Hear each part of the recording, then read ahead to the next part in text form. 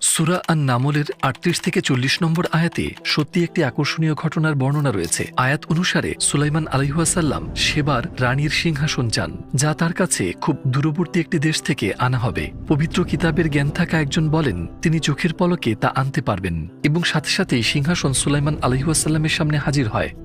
সুতরাং ইয়েমেনে থাকা সিংহাসন হয় শারীরিকভাবে উপস্থিত হয় অথবা দামেশকে চিত্র হিসেবে দেখা যায়, যেটি মূলত হাজার হাজার কিলোমিটার দূরে অবস্থিত। একই সঙ্গে তারা সিংহাসনের চারপাশে থাকা মানুষদের দেখতে পারছিল এবং তাদের কণ্ঠস্বরও শুনতে পারছিল। কোরআন এখানে অসাধারণ নিদর্শন দেখায়। ১৪০০ বছর আগে অবতীর্ণ হওয়া সত্ত্বেও গ্রন্থটি বর্ণনা করে কিভাবে বস্তু বা তাদের চিত্র দ্রুত অনেক দূরে পরিবহন করা যায় অথবা পাঠানো যায়, এবং এটি একটি বাস্তব ঐতিহাসিক ঘটনার মাধ্যমে দেখানো হয়। আর আমরা আজ দেখছি আমরা প্রকৃতপক্ষে ছবি ও শব্দ পাঠাতে পারি মাত্র কয়েক সেকেন্ডের মধ্যে ইন্টারনেট ও টেলিভিশনের মাধ্যমে।